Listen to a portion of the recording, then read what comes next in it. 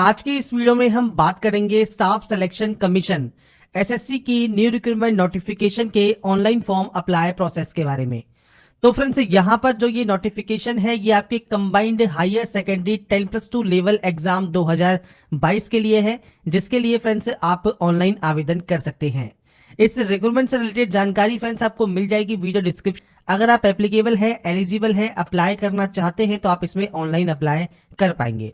बात करेंगे इसके फॉर्म अप्लाई प्रोसेस के बारे में। और इस वीडियो को स्टार्ट करने से पहले अगर अभी तक आपने हमारे चैनल को सब्सक्राइब नहीं किया है, सब्सक्राइब करें, शेयर करें, लाइक करें, जिससे आपको आने वाली सारी अपडेट्स मिल सके।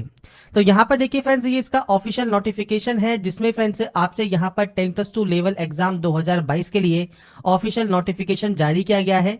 6 दिसंबर से 4 जनवरी 2023 तक आप इसमें आवेदन कर सकते हैं। यहाँ पर जो वैकेंसी है एलडीसी, जेएसए, डीईओ पोस्ट के लिए ये आपकी यहाँ पर जारी की गई है।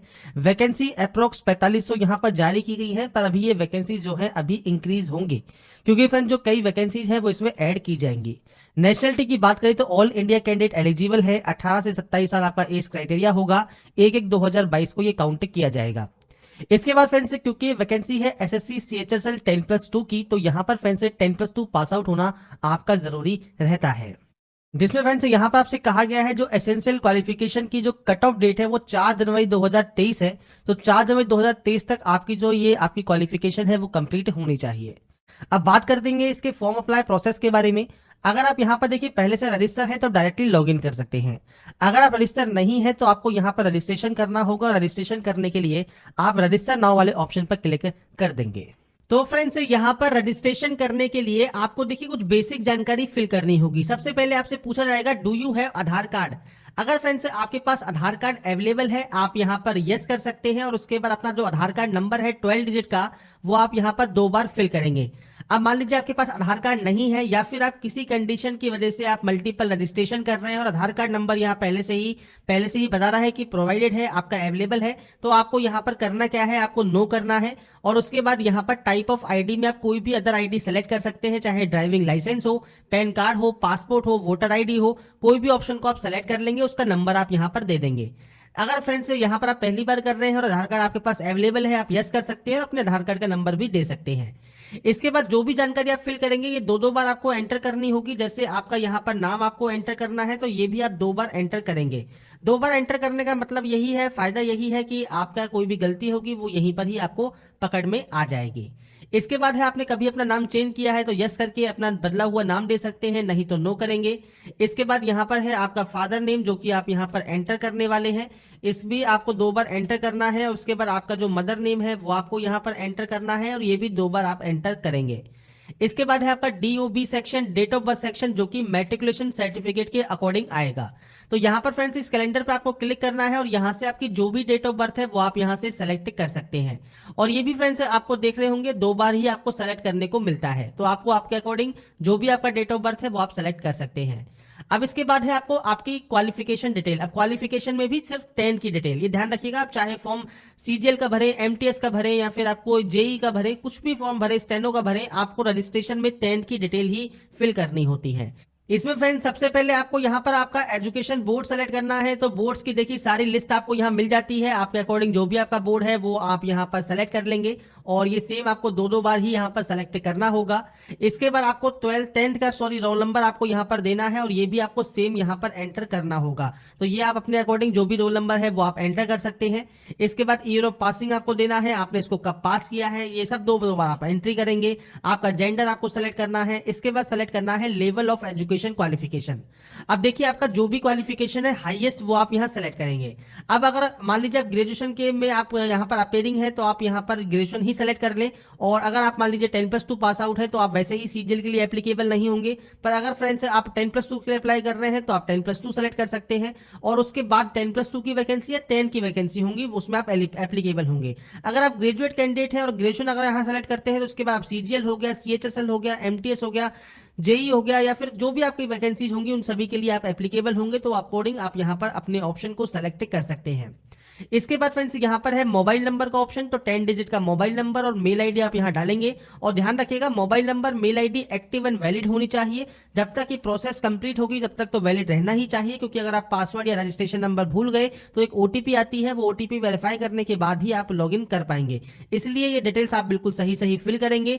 स्टेट या यूटी आप यहाँ से सेलेक्ट करेंगे, आप जहाँ के भी निवासी हैं, और उसके बाद यहाँ से इसको सेव कर देंगे। सेव करने के बाद आपका जो फर्स्ट प्रोसेस है रजिस्ट्रेशन का वो कंप्लीट हो जाएगा। आपको एक यहाँ पर रजिस्ट्रेशन नंबर मिल जाएगा और एक साथ में ओटीपी आपके मेल आईडी पर आएगी, वो फ्रेंड्स बाद में आपको वेरीफाई करनी होगी।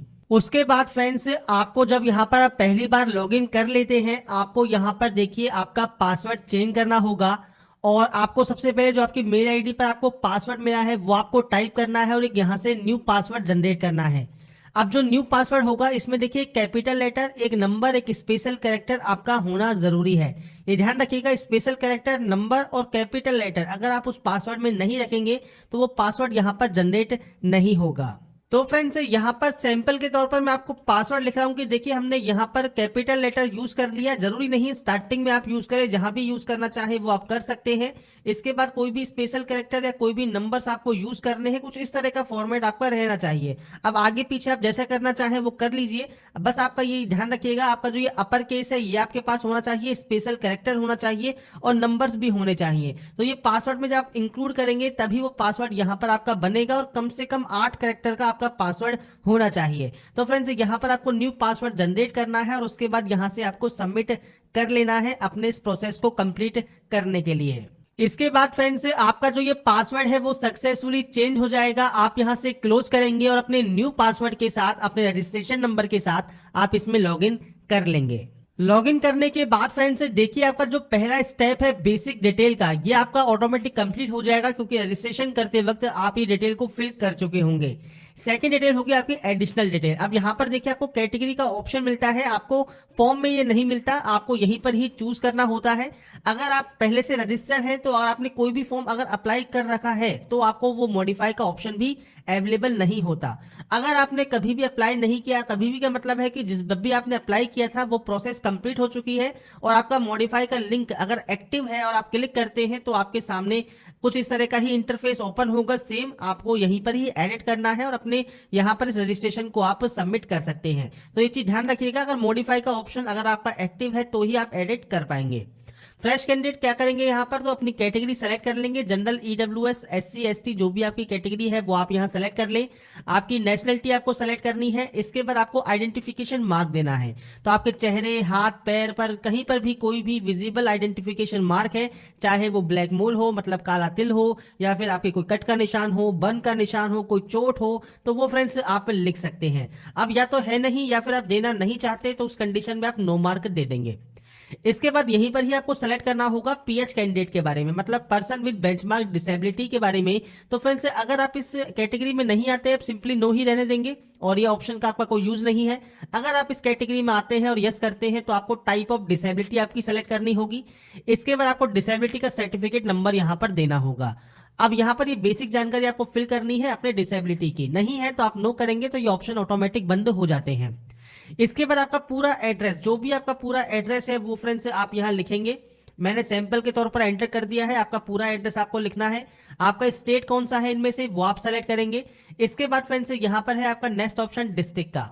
इसके बाद फ्रेंड्स आपका जो डिस्ट्रिक्ट है वो आप यहाँ सेलेक्ट करेंगे। इसके बाद आपका पिन कोड आप यहाँ फिल करेंगे। अगर आपका friends permanent and present address same है आप यस पर क्लिक कर सकते हैं, अलग अलग है आप नो पर एंट्री करके मैनुअल एंट्री कर सकते हैं। तो ये फ्रेंड्स आपके ऊपर डिपेंड करता है, और अगर आपका एड्रेस सेम है आप सेम यस पर क्लिक कर देंगे। इसके बाद फ्रेंड्स आपको जो ये डाटा है आपकी सेव कर देनी है, और सेव करने के बाद आपको फ्रेंड्स यहाँ पर एक मैसेज मिल जाएगा, तो आप इसे क्लोज कर सकते हैं। और इसके बाद तीसरा ऑप्शन जो डिक्लेरेशन का है, पहले इसमें होता क्या था, आपको फोटोग्राफ एंड सिग्नेचर भी अपलोड करने होते थे, पर अब यहाँ पर ये बंद कर दिया गया है। क्योंकि अगर आपने दिल्ली पुलिस या उसके बाद के फॉर्म में देखे होंगे तो बहुत से कैंडिडेट को दिक्कत आ रही थी कि फोटो एंड साइन वो एडिट नहीं कर पा रहे थे, इसलिए फ्रेंड्स उसके बाद से यहाँ पर नई सुविधा चालू कर दी है। अब आप अपने फोटो एंड साइन को अपलोड कर सकते हैं आपके एप्लीकेशन फॉर्म के अप्लाई में। तो यहां पर आप इसको एग्री कर देंगे और उसके बाद आप यहां से इसको फाइनल सबमिट कर देंगे, आपका रजिस्ट्रेशन प्रोसेस कंप्लीट हो जाएगा। इसके बाद फ्रेंड्स यहाँ पर आपका लास्ट ऑप्शन है जो कि है ओटीपी का। तो आपके मोबाइल नंबर और एक मेल आईडी पर ओटीपी जाती है। जरूरी नहीं है वो मोबाइल पर आए, जरूरी नहीं है वो ईमेल पे आए, जिस पे भी पहले आए उसमें से एक ओटीपी आप यहाँ पर डालेंगे, इस कैप्चा कोड को यहाँ पर डालेंगे और उसके बाद फ्रेंड्स यहाँ पर दिए गए सबमिट टैब पर क्लिक कर देंगे। इसके बाद फ्रेंड्स आपका देखिए यहाँ पर जो रजिस्ट्रेशन प्रोसेस है ये कंप्लीट हो चुका है और आपकी जो डिटेल्स है वो आपके मेल आईडी पर पहुंच गई होंगी। अब यहाँ पर आपको एक ऑप्शन मिलता है लेटेस्ट नोटिफिकेशन का, आपकी हिस्ट्री का या मॉडिफिकेशन का। तो यहाँ पर ही आप मॉडिफाई कर सकते हैं अगर आपने कोई भी फॉर्म को फिल नहीं किया है, और 2 बार आपको मैक्सिमम टाइम मिलता है मॉडिफाई करने का। और इसके बाद फ्रेंड्स आप लेटेस्ट नोटिफिकेशन वाले सेक्शन पर क्लिक करेंगे अप्लाई करने के लिए। इसके बाद फ्रेंड्स यहाँ पर देखिए आपको friends combined higher secondary 10+2 level exam 2022 के अप्लाई का लिंक मिल जाएगा। आप इस अप्लाई वाले ऑप्शन पर क्लिक करेंगे। इसके बाद देखिए फ्रेंड्स जो जानकारी है बेसिक जानकारी रजिस्ट्रेशन की वो आपको यहाँ पर फिलअप मिलेंगी। इसके बाद फ्रेंड्स आप स्क्रॉल करते हुए नीचे आएंगे तो यहाँ पर आपको सेंटर चूज करने हैं आपके अकॉर्डिंग, जो भी एग्जाम सेंटर आप यहाँ पर देखिए लेना चाहें रीजन वाइज, तो आप यहाँ पर अपने सेंटर्स को चूज कर सकते हैं। आपको फ्रेंड्स आपके सेंटर्स चूज करने हैं। टाइपिंग स्पीड आप किस लैंग्वेज में चाहते हैं वो आपको सेलेक्ट करना है। 12th स्टैंडर्ड अगर आपने साइंस स्ट्रीम में मैथमेटिक्स के साथ पास किया हुआ है तो आपको friends DO in office of सीएनएजी में भी फ्रेंड्स आपको जो है प्रेफरेंस मिल जाएगी, आप इस पोस्ट के लिए अप्लाई कर सकते हैं। अगर आप 12th आर्ट्स है मैथमेटिक्स से आप यहाँ पर पास आउट नहीं है, मान लीजिए कॉमर्स है या फिर बायो है, तो आप यहाँ पर नो कर सकते हैं। तो ये फ्रेंड्स आपकी क्वालिफिकेशन के अकॉर्डिंग रहेगा। एक्स सर्विसमैन है तो यस कर सकते हैं। Date of joining date of discharge आपको देना होगा, कभी आपने बेनिफिट लिया है एज एक्स सर्विसमैन तो आप यहाँ पर यस या नो करेंगे। इसके बाद फ्रेंड्स नीचे आपको यहाँ पर कुछ जानकारी दी गई है पीएच कैंडिडेट से रिलेटेड। अगर आपका ये ऑप्शन एप्लीकेबल है आप यहाँ पर यस या नो कर सकते हैं। एज में अगर आपको छूट चाहिए तो यस कर सकते हैं, क्यों चाहिए वो आप सेलेक्ट करेंगे। अगर आप SC ST OBC कैंडिडेट हैं तो आपको उसका ऑप्शन यहाँ पर मिल जाए, नहीं चाहिए तो आप नो कर देंगे। हाईएस्ट क्वालिफिकेशन आपकी कुछ भी हो सकती है, अपने अकॉर्डिंग आपकी जो भी हाईएस्ट क्वालिफिकेशन है वो आप यहाँ पर सेलेक्ट कर लेंगे। इसके बाद है फ्रेंड्स क्वालिफाइंग, तो ये आपका 12th स्टैंडर्ड रहेगा जो कि आपको सेलेक्ट करना है। यहाँ पर आप पास है तो पास सेलेक्ट कीजिए, अपेयरिंग है तो अपेयरिंग सेलेक्ट कीजिए। अपेयरिंग का मतलब है 4 जनवरी 2023 तक आपका ये कंप्लीट होना चाहिए। पास आउट है तो पासिंग ईयर आपको यहाँ सेलेक्ट करना है, मतलब आपने इसको कब पास किया है वो आप यहाँ जानकारी प्रोवाइड करेंगे। स्टेट या यूटी ऑफ बोर्ड क्या है वो आपको सेलेक्ट करना है। नेम ऑफ द बोर्ड आपको मिल जाएगा। अब हो सकता है कुछ बोर्ड आपको यहाँ पर देखने को ना मिले। अब जैसे फ्रेंड्स मान लीजिए आप यहाँ पर जो सेंटर्स है जिसमें आप यहाँ पर बोर्ड सेलेक्ट करते हैं दिल्ली, इसमें आपको देखिए CBSE का NIOS का ऑप्शन मिलेगा। तो आपका जो बोर्ड या यूनिवर्सिटी है उसका फ्रेंड जो स्टेट है वो आपको सेलेक्ट करना है। आपका रोल नंबर आपको देना है और आपकी जो परसेंटेज है वो आप यहाँ पर एंटर कर देंगे। इसके बाद फ्रेंड्स यहाँ पर देखिए आपकी जो इन्फॉर्मेशन है जॉब अपॉर्चुनिटी में वो आप शो करना चाहते हैं, DOPT की वेबसाइट पर नहीं चाहते हैं, आप अपने अकॉर्डिंग ऑप्शन को यस या नो कर सकते हैं। इसके बाद फ्रेंड्स यहाँ पर है upload A photo taken on और आफ्टर 6 सितंबर 2022। तो फ्रेंड्स यहाँ पर देखिए जो फोटोग्राफ आपको अपलोड करनी है वो 6 सितंबर 2022 के बाद की होनी चाहिए। तो इसके लिए फ्रेंड्स देखिए जो सैंपल इमेज है वो आप इसकी ऑफिशियल नोटिफिकेशन पर पेज नंबर 43 पर चेक कर सकते हैं। ये आपकी एक्सेप्टेबल फोटो है।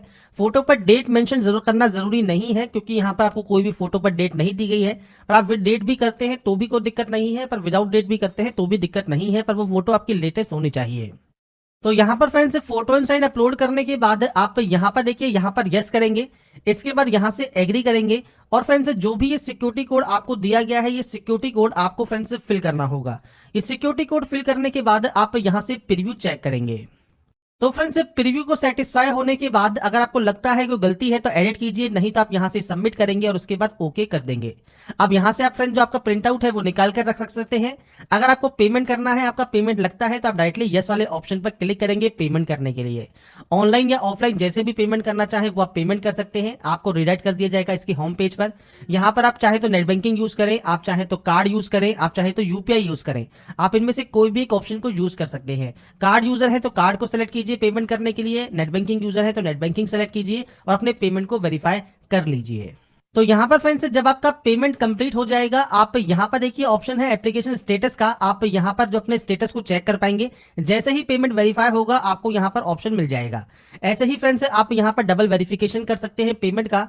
और लास्ट में जो स्टेप है वो है आपके प्रिंट का। यहाँ से फ्रेंड्स आपका जो प्रिंट आउट है वो सेव कर निकाल कर अपने पास आप रख सकते हैं फ्यूचर यूज के लिए, फ्यूचर रेफरेंस के लिए। अगर आपका पेमेंट यहाँ पर डिडक्ट होता है तो आपको थोड़ा सा वेट करना होगा स्टेटस पर देखने के लिए, और आप डबल वेरिफिकेशन भी कर सकते हैं पेमेंट का। इसके बाद फ्रेंड्स फ्रेंड्स आपका जो यहाँ पर फॉर्म है वो कंप्लीट हो जाता है। तो इस वीडियो हमने बात की एसएससी 10+2 एग्जाम 2022 का ऑनलाइन फॉर्म आप कैसे अप्लाई कर सकते हैं, स्टेप बाय स्टेप प्रोसेस के बारे में। अगर आपको हमारी अपडेट पसंद आई है और आप चाहते हैं ऐसे ही अपडेट्स आपको लगातार मिल सके तो लाइक सब्सक्राइब जरूर कीजिए।